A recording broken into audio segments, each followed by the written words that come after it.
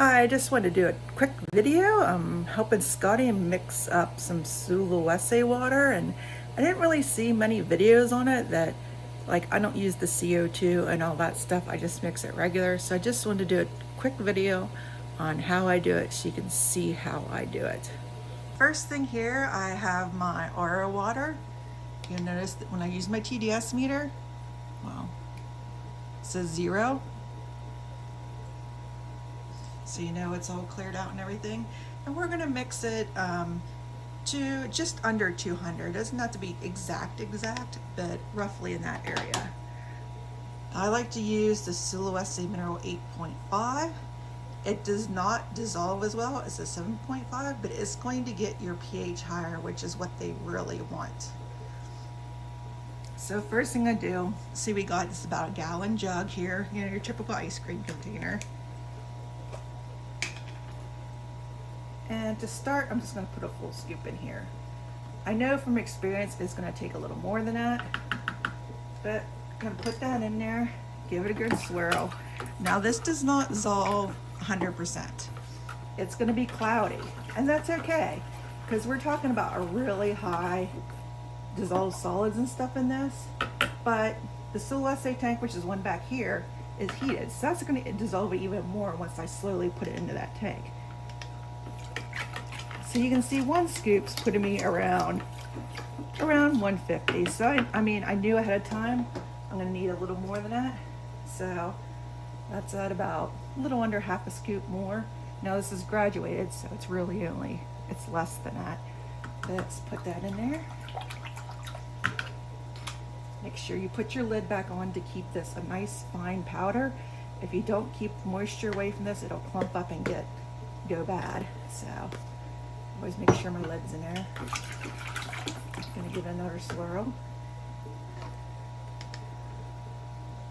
Now you see we're around 198, but what I'm gonna do is I'm gonna let that sit a little bit, dissolve a little more. We'll come back. If I need to add a little water more, then I can. So little break here, and we'll come back in like half an hour and retest it. Okay, it's been about an hour. Let's see where we're at. You can see it's still very cloudy. We're going to give it a little stir, make sure it's mixed up good. It's always going to be cloudy. And what are we coming in at? 220. So what we're going to do is we're just going to add a little bit of water.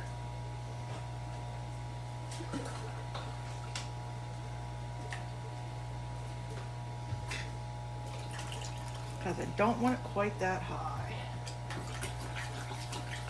Stir it up. Still a little high.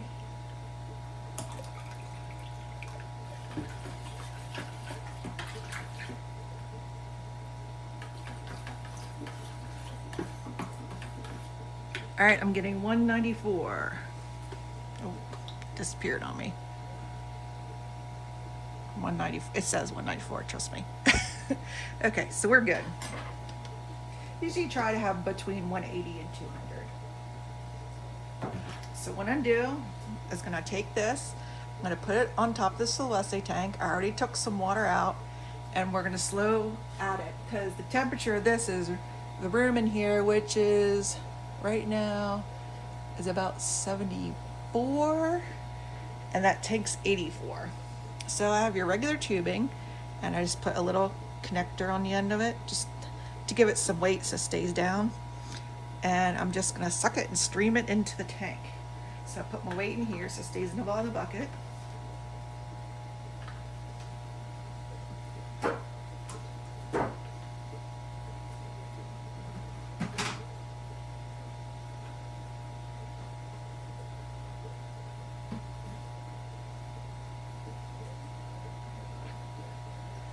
Now this will slowly add it into the tank, and let me show you. It's gonna go in foggy. This stuff is not totally dissolved, okay? But the temperature in this tank, because it's higher, it will dissolve after it's been in there a little while. So it's gonna look like kind of like a fog rolling into the tank. You can see it there, it's definitely not clear. And that's okay. Because like I said, once I get in there, I'm adding it slowly. The temperature is going to adjust and it is slowly going to dissolve. And when you come back by the end of the day, you're not even going to see the cloudiness anymore.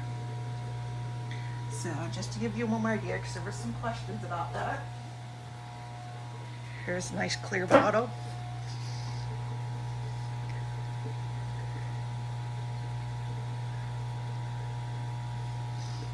You can see how cloudy this is. And that's totally normal, okay? There shouldn't be chunks in the bottom, but it is going to be cloudy like this. And I'll have to rinse that out because this is going to leave a film in it because of the cloudiness. So any of the stuff you use to make this water, you're going to want to rinse out good because it's still probably going to have some film on it. And you don't want that in your lower pH tanks. So you see, it doesn't bother them at all. They don't care. They're like, oh, the fog's moving in.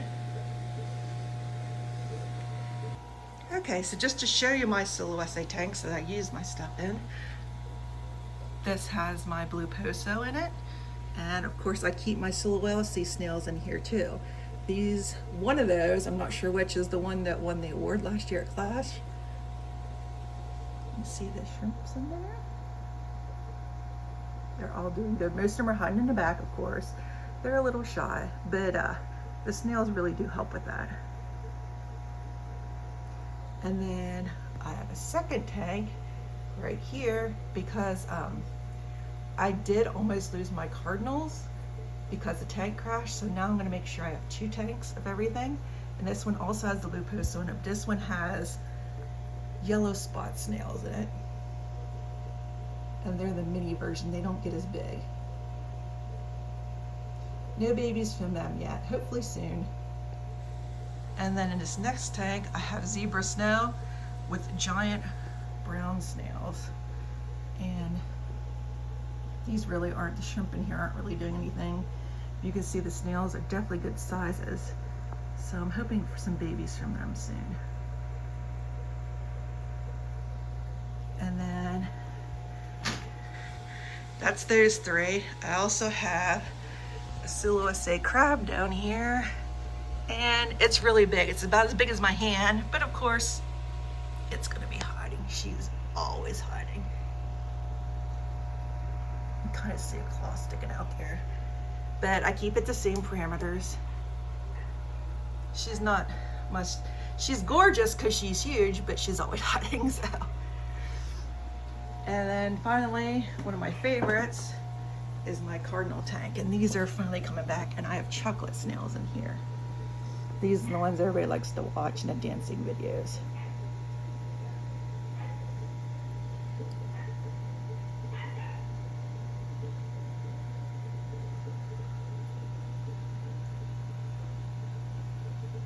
They're hiding a little bit today. They were out all over the place yesterday.